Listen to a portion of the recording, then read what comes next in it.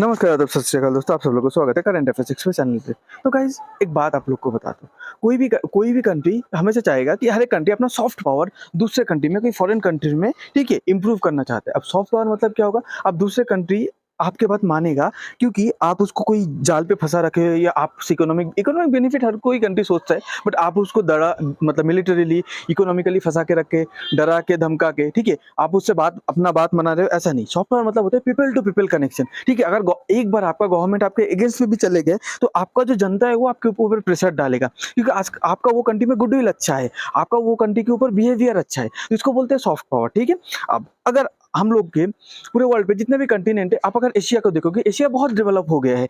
Asia में जैसे पूरा मिडिल ईस्ट बहुत इतना डेवलप्ड है, ठीक है। रशिया का इकोनॉमी भी आपका कितना डेवलप है, इंडिया का डेवलप है, इंडोनेशिया, वियतनाम भी ग्रो कर रहा है, इंडिया भी ग्रो कर रहा है, चाइना भी ग्रो कर रहा है, ठीक है। तो एशिया डेवलप हो चुका है। यूरोप, आप यूरोप की बात देखोगे, यूरोप ऑलरेडी डेवलप है, ऑस्ट्रेलिया भी डेवलप है, ठीक है। एंटार्क्टिका तो उधर कोई रहता है ही नहीं, इनहेबिटेबल है, तो एंटार्क्टिका को छोड़ दो, ठीक है। उसके बाद आप north America, south America continent पे जाओगे, वो भी कितना डेवलप है, ओके। पर बाकी रह गया कौन? अफ्रीका। तो द ग्लोबल इकोनॉमी का फ्यूचर, जो ग्लोबल इकोनॉमी है उसका फ्यूचर जो है वो अफ्रीका से ही आएगा, ठीक है। क्योंकि अफ्रीका अभी एकदम अंडर डेवलप, बहुत गरीबी में जी रहा है, तो अफ्रीका के अंदर वो पॉपुलेशन है, वो पोटेंशियल है। आज से 50-60 साल पहले जब जो इंडिया था, ठीक है, आज के टाइम पे मतलब अफ्रीका, देखिए उस कंडीशन पे आप अभी सोचो, इंडिया के जो बड़े बड़े सिटी है, जैसे मुंबई हो गया, कोलकाता हो गया, चेन्नई हो गया, दिल्ली हो गया, ठीक है, बैंगलोर हो गया, इधर अगर आप 60 साल पहले इन्वेस्ट करके रखते, तो आज आपका इन्वेस्टमेंट कितना ज्यादा होता, और 10 साल 20 साल बाद आज से इन्वेस्टमेंट और ज्यादा होता। तो इन अ सेम वे, अगर आप अफ्रीका में अभी से इन्वेस्ट करके रखोगे, तो आपका रिटर्न मिलने का भी बहुत चांस है,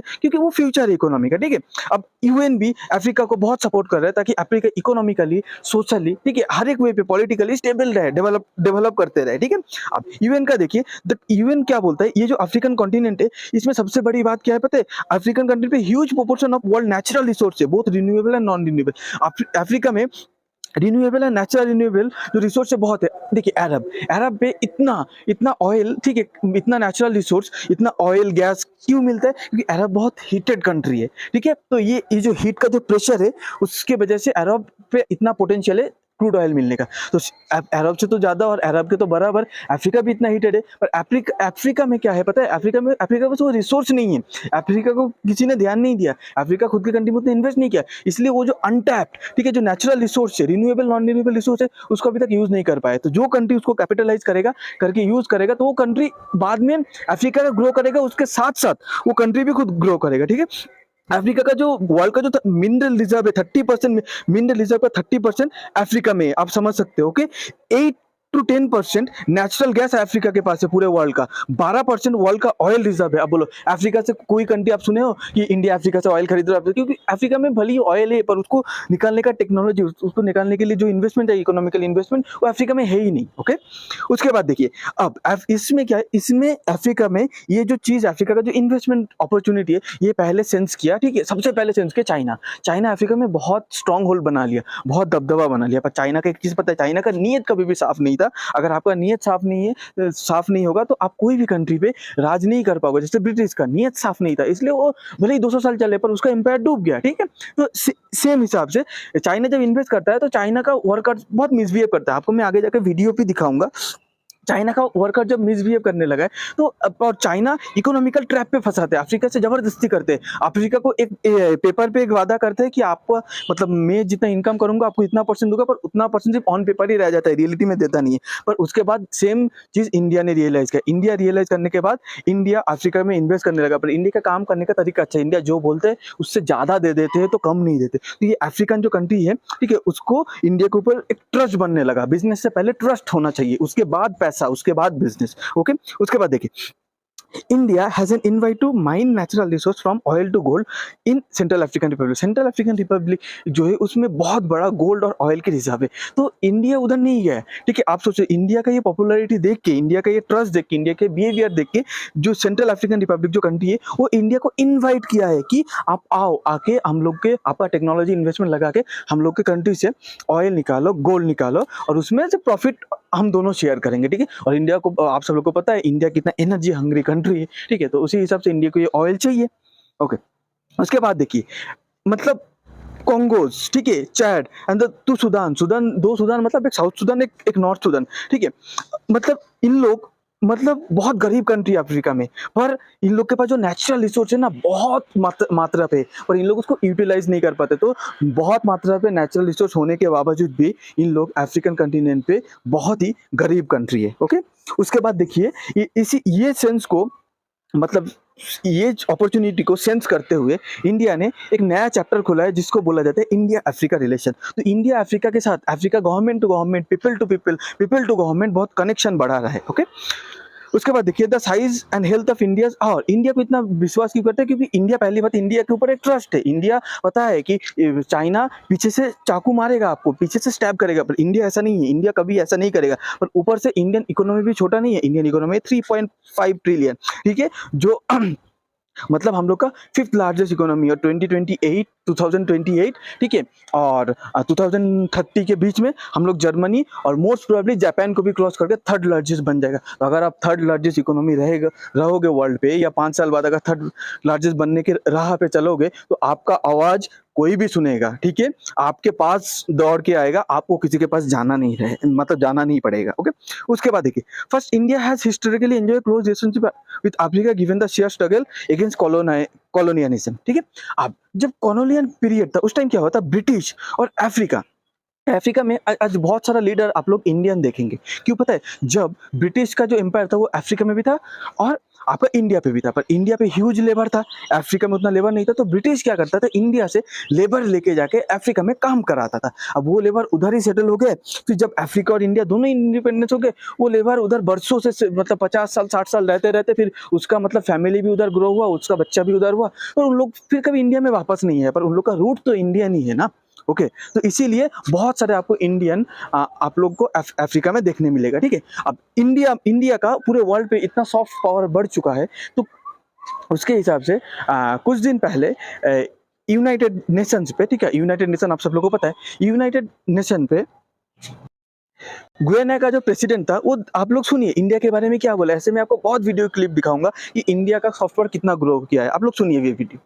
India has to take care of 1.3 billion people in a democracy with smooth transitions. Can you imagine having to take care of 1.3 billion people and still having the time at the policy level to say, let us look to see what we can do for the rest of the world, when multilateral institutions should be doing that? So I will dare say that India is a multilateral institution in its own right. Its own right.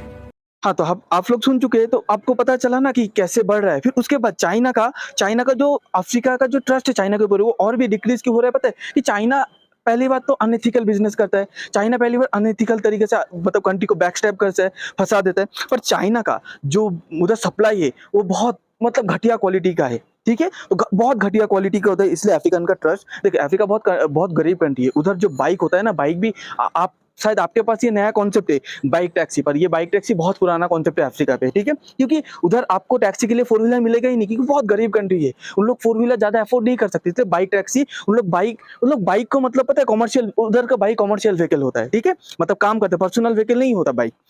Okay, तो अभी देखिए Bajaj and TVS, मतलब Chinese जो 160 Chinese motor bike company, मतलब 160 Chinese motor bike जो company है उसको लात मार के भगाया, क्योंकि चाइना का जो पार्ट्स था बहुत चीप क्वालिटी का था, बहुत ही चीप क्वालिटी का। देखिए TVS and Bajaj are dominating in Africa. उन लोग, ठीक है, बजाज पे टीवीएस और बजाज अफ्रीका में डोमिनेट कर रहे हैं, दबदबा मचा रहे हैं। देखिए अफ्रीका में हमेशा से पहले दो कंट्री का कंपनी बहुत राज किया है, एक है जापानीज कंपनी, एक है चाइनीज कंपनी। अब दोनों के साथ प्रॉब्लम क्या है मैं आपको बताता हूँ। जैसे देखिए चाइनीज कंपनी का क्या है, आपको पता है चाइनीज माल कैसा होता है। अब ये जब बाइक बना रहे, बाइक का पार्ट बहुत जल्दी बिगड़ जाता था। चाइना का सप्लाई चेन भी नहीं था, सर्विस सेंटर भी नहीं था। ठीक है, इसीलिए चाइनीज कंपनी को उतना प्रेफर नहीं किया। पर जापानीज कंपनी का प्रोडक्ट का क्वालिटी सब कुछ सही था, और उन लोग का प्राइस बहुत ही हाई था। तो इंडिया ने ये दोनों अपॉर्चुनिटी को सेंस किया, सेंस करके इंडिया एक अच्छा क्वालिटी की बाइक और ऊपर से जापानी जैसा महंगा नहीं, अफोर्डेबल प्राइस में देने लगे।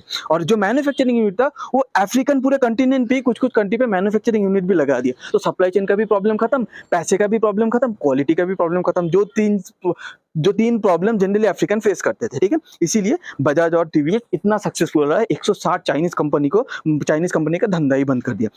और एक बात आपको, और एक चीज़ पता होगा कि कोविड के टाइम इंडिया अफ्रीका के साथ, अफ्रीका बहुत गरीब कंट्री है, उन लोग के पास उतना पैसा नहीं है। पहली बात, उन लोग खुद का वैक्सीन डेवलप नहीं कर पाए, उन लोग के पास उतना पैसा नहीं है कि अमेरिका से, ठीक है, बड़े बड़े कंपनी से वैक्सीन खरीदे। तो इंडिया अपना जो मतलब अपना जो वैक्सीन ड्राइव था, अपने देश के साथ साथ बहुत सारे अफ्रीकन कंट्री को फ्री में बहुत सारे lakhs of crore of doses, ठीक है, इंडिया ने अफ्रीका को भेजा है, वो भी फ्री में, एक भी पैसा नहीं लिया, ठीक है, आपको ये पता है। ऊपर से अफ्रीका में फ्रांस के ऊपर एंगर है, क्योंकि फ्रांस बहुत उन लोग का मतलब बिजनेस के नाम पे आते हैं, इन्वेस्टमेंट के नाम पे आते हैं, आके उन लोग का पॉलिटिकल डिसीजन पे, ठीक है, पॉलिटिकल डिसीजन पे इंटरफेयर करते हैं, जो कोई भी कंट्री पसंद नहीं करेगा एक्सेप्ट नेपाल, ठीक है, क्योंकि नेपाल बहुत पसंद करता है कि चाइना जब उन लोग का पॉलिटिकल मतलब डिसीजन पे इंटरफेयर करता है। ओके, तो ये आउट ऑफ द टॉपिक था पर बता दिया आपको।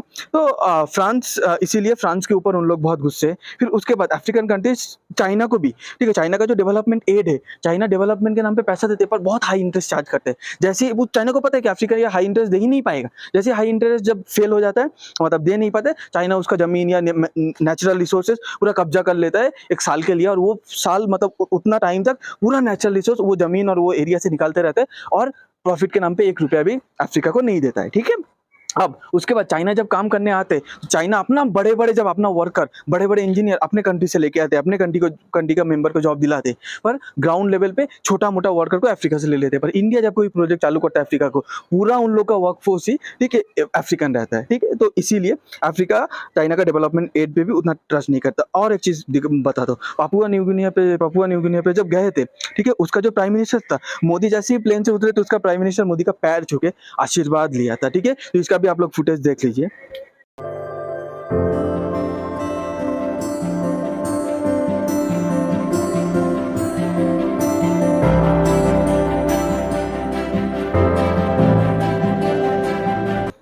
तो आप लोग को पता चल गया है कि फुटेज से कि क्यों पैच होते, क्योंकि इंडिया का ऐसी सॉफ्ट पावर, इंडिया का ये जो ट्रस्ट, इंडिया का ये जो बिहेवियर सब कंट्री को अटैक कर रहे हैं, more than China's money, Indian behaviour is winning the heart. Okay, उसके बाद आप देखिए अफ्रीका में बहुत जगह पॉलिटिकल अनरेस्ट रहता है। तो ये पॉलिटिकल अनरेस्ट की जगह मतलब सिविल वॉर जैसे रहता है, कंट्री के आपस में मतलब जो युद्ध होता है वो मतलब युद्ध भी होते रहता है। अफ्रीका के पास ना दोस्तों इतना भी मतलब स्ट्रॉन्ग मिलिट्री नहीं है कि वो अपना जो ये सिविल वॉर है, अपना कंट्री में जो इंसर्जेंसी है, ठीक है, ये सब जो वॉर है इसको रोक दी। इसीलिए यूनाइटेड नेशन का, ठीक है, यूनाइटेड नेशन का पीस कीपिंग फोर्स है, जहाँ से हर एक कंट्री, ठीक है, अपना जो खुद का सोल्जर भेजते हैं, और वो यूनाइटेड नेशन का जो पीस कीपिंग फोर्स है वो डिफरेंट कंट्री पे जाके, जिसके पास उतना क्षमता नहीं है, जाके वॉर को संभालते हैं, और इंटरनल वॉर को, और मतलब एक कंट्री का दूसरा कंट्री के साथ अगर वॉर होगा तो यूनाइटेड नेशन का पीस कीपिंग फोर्स नहीं जाता। तुम्हारे कंट्री के अंदर मतलब दोनों पार्टी के बीच लड़ाई चल रहा है, तुम्हारा गवर्नमेंट संभाल नहीं पा रहा, तो तब यूनाइटेड नेशन का पीस कीपिंग फोर्स जाता है, जाके उसको संभालता है। अब जब संभालता है तो यूनाइटेड नेशन का पीस कीपिंग फोर्स में सबसे ज्यादा कंट्रीब्यूशन आज तक और अभी भी, ठीक है, इंडियन आर्म फोर्स दिया है। तो वो इंडियन आर्म फोर्स जब अफ्रीकन लोगों से बात करता है तो अफ्रीकन लोगों को पता चलता है कि ये इंडियन आर्म फोर्स है। इंडियन आर्म फोर्स का वो बिहेवियर, वो पोलाइटनेस भी अफ्रीकन जो है, अफ्रीकन के मतलब अफ्रीकन का दिल जीता है। ओके, उसके बाद आप देखिए 143 इंडियन ट्रूप्स, ठीक है, मतलब मर जाता है वो United nation peace keeping force पर सर्व करते करते। पर अफ्रीकन लोग ये भी नोटिस करता है कि हम लोग को बचाने के लिए एक दूसरे कहाँ का कंट्री का इंडियन एक जो जवान है वो अपना जान गवा दिया, जो मतलब वो भी किसको प्रोटेक्ट करने के लिए, एक अफ्रीकन को प्रोटेक्ट करने के लिए, अपने देश का भी नहीं है। ओके, तो ये सब भी उन लोग फॉलो करते हैं, नोटिस करते हैं। उसके बाद जैसे देखिए ये जो G20 ग्रुप है, G20 ग्रुप में इंडिया एक इकलौता कंट्री है जो बोला है कि G20 मतलब ग्लोबल 20, तो ग्लोबल मतलब पूरा ग्लोब। तो हर एक कंट्री से, हर एक हर एक कंट्री से नहीं, हर एक रीजियन से, हर एक आपका मतलब जो कंटिनेंट है उधर से more than two to three, मतलब दो से ज्यादा, तीन हर एक जो रीजियन है और हर एक जो कंटिनेंट है उससे रिप्रेजेंटेटिव है। तो अफ्रीका से बड़ा रिप्रेजेंटेटिव कोई नहीं है, या एक रिप्रेजेंटेटिव क्यों है अफ्रीका से, इतना बड़ा जब कंटिनेंट। अफ्रीकन यूनियन बोल के एक है जो मतलब जो यूनियन पूरा अफ्रीका को रिप्रेजेंट करता है, तो बोलता है कि वो पूरा अफ्रीकन यूनियन को G20 का पार्ट बनाओ। ये सिर्फ इंडिया ने ये आवाज उठाता है। तो आप सब तो अफ्रीका ये भी नोटिस कर रहा है कि इंडिया उन लोग के लिए कितना कुछ कर रहा है। ओके, उसके बाद देखिए पीएम मोदी ने, ठीक है, that's for African union full and permanent member of G20, ठीक है, ये न्यूज आर्टिकल है, आप सब लोग को दिखा दी। उसके बाद डिफेंस मिनिस्टर राजनाथ सिंह, ठीक है, इंडिया और अफ्रीका आर्मी चीफ्स का एक कॉन्क्लेव मतलब किया था, ऑर्गेनाइज किया था पुणे में। इसका मतलब क्या है कि इंडिया और अफ्रीका का, इंडिया और अफ्रीका मतलब पूरे अफ्रीका का हर एक कंट्री का जितना भी आर्मी चीफ है सबको बुलाया, और इंडियन जो डिफेंस था इन लोग के बीच टाइज बढ़ा है, इन लोग के बीच व्हाट प्रैक्टिस किया, ठीक है। और इंडिया अफ्रीका को बहुत ही, देखिए चाइना भी अफ्रीका को डिफेंस इक्विपमेंट सप्लाई करता है, करते हैं, अमेरिका भी करता है, रशिया भी करता है। ओके, अब मैं इन तीनों का, ठीक है, डिफरेंट मतलब प्रॉब्लम बता देता हूँ। चाइना से खरीदोगे, उसका इक्विपमेंट ज़्यादातर फॉल्टी रहता है, ठीक है, कुछ भरोसा नहीं कर सकते, उसका क्वालिटी ऑफ इक्विपमेंट है तो क्वालिटी इश्यूज रहता है। अब एक बात यह है कि आप रशिया से खरीदोगे तो अमेरिका नाराज़ हो जाएगा क्योंकि अमेरिका का दुश्मन है, अमेरिका से खरीदोगे तो रशिया नाराज़ हो जाता है। और एक प्रॉब्लम है, अमेरिका का इक्विपमेंट क्वालिटी तो अच्छा होता है पर बहुत बहुत एक्सपेंसिव होता है। ओके, और रशिया का क्या है, रशिया का इक्विपमेंट सस्ता भी होता है और क्वालिटी भी अच्छा होता है, पर उसका सप्लाई चेन का प्रॉब्लम होता है। मतलब डिफेंस इक्विपमेंट पे बहुत ही ज़्यादा पार्ट्स खराब हो जाते हैं या यूजलेस हो जाते हैं, उसको रिप्लेस करना पड़ता है, तो सप्लाई चेन का रशिया का बहुत बड़ा प्रॉब्लम रहता है। इसीलिए उन लोग के पास सबसे बेस्ट वायबल ऑप्शन आज के दिन पे इंडिया का डिफेंस इक्विपमेंट है, जो चिप भी रहता है, जो खरीदोगे तो ना रशिया नाराज होगा, ठीक है, ना वेस्ट का कोई कंट्री, ना यूरोप, ना अमेरिका, कोई नाराज नहीं होगा, और सप्लाई चेन का प्रॉब्लम भी नहीं रहता, कॉस्ट भी कम रहता है, क्वालिटी भी बहुत जबरदस्त रहता है। ठीक है, तो इसीलिए इंडिया की डिफेंस सप्लायर बनना चाहते हैं पूरे अफ्रीकन नेशंस को। ओके, और जो एक मतलब टाई को, मतलब जो दोनों के आपस के बीच जो टाइज है उसको इम्प्रूव करेगा। तो ये मतलब क्या क्या हुआ है, ट्रेनिंग एक्सरसाइज हुआ है, फील्ड ट्रेनिंग एक्सरसाइज हुआ है, उसके बाद training military to military ties हुआ है, ठीक है, मतलब वो सब जो समिट में ये सब हुआ है। अगर आप सब लोग सोचते हो कि इंडिया का जो सॉफ्ट पावर है, इंडिया का जो ग्लोबल सुप्रीमेसी है, वो सिर्फ मतलब अफ्रीका में ये छोटे छोटे country like Papua new Guinea, ठीक है, और उसके बाद गुयाना जैसे कंट्री को इन्फ्लुएंस कर रहे हैं, नहीं, आप ये ऑस्ट्रेलिया का वीडियो देखिए। I said to my friend the Prime Minister before, the last time I saw someone on the stage here was Bruce Springsteen, and he didn't get the welcome that Prime Minister Modi has got.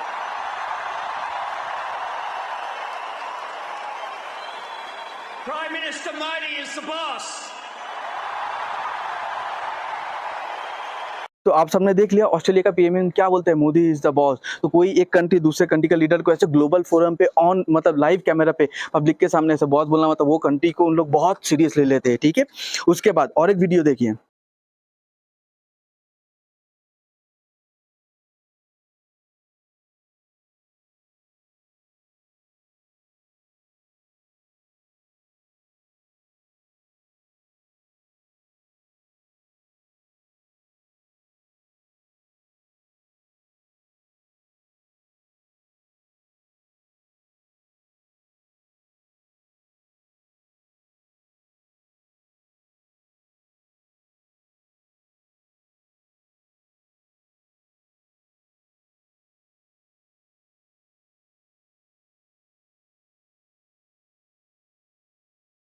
ये था USA जैसे country, ठीक है, मतलब USA जैसे country पे भी India का बहुत बड़ा दबदबा बढ़ रहा है। तो देखिए कि जो बाइडेन मतलब क्या क्या बोला है कि आप जब आए थे, आप जब मतलब आप अमेरिका में आने से पहले की ये न्यूज़ है, आप जब अमेरिका में आओगे तो आपके लिए एक डिनर अब हम लोग ने आयोजित किया है। तो वो डिनर के लिए मेरे पास कितना फ़ोन आता है, कितना कॉल आता है कि हम लोग को टिकट दे दो, हम लोग मोदी जी के साथ बैठ के डिनर करना चाहता है, ये करना चाहते हैं। तो आपका पॉपुलैरिटी बढ़ रहा है, आप मतलब डेमोक्रेसी के लिए बहुत अच्छा काम कर रहे हो। तो अमेरिका ने ये बोला है, तो सिर्फ छोटे कंट्री पे नहीं, बड़े बड़े वेस्ट कंट्री पे भी इंडिया का दबदबा बढ़ रहा है। ऊपर से चाइना को और एक चीज के लिए कोई ट्रस्ट नहीं करता, क्योंकि चाइना का डेड ट्रैप जो डिप्लोमेसी है, चाइना बोलता है बेल्ट एंड रोड इनिशिएटिव, इन लोग का एक इनिशिएटिव है, इसके मतलब बेल्ट एंड रोड इनिशिएटिव में हम लोग क्या करेंगे, आपके कंट्री का infrastructure, railway infrastructure, roadway infrastructure, port infrastructure develop करेंगे। इसके नाम पे बहुत भारी लोन देते हैं, बहुत हेवी लोन देते हैं, जो वो कंट्री कभी पे करना अफोर्ड ही नहीं कर पाएगा, और बहुत हाई इंटरेस्ट पे भी देते हैं। प्रॉब्लम, सबसे ज़्यादा बड़ा प्रॉब्लम ये है। तो ये देने के बाद वो कंट्री जब फेल हो जाता है, आप लोगों को पता है, उन लोग का जमीन, उन लोग का रिसोर्स, उन लोग का माइन, नेचुरल रिसोर्स का जमीन कब्जा कर लेते हैं। और सबसे बड़ा चीज़ है कि चाइनीज़ अफ्रीकन को ऐसा स्लेव यूज़ करते हैं। आप ये वीडियो देखिए।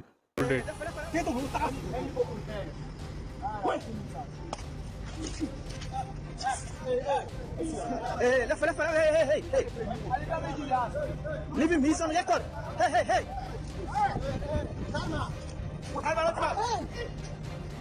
He's on record, leave him.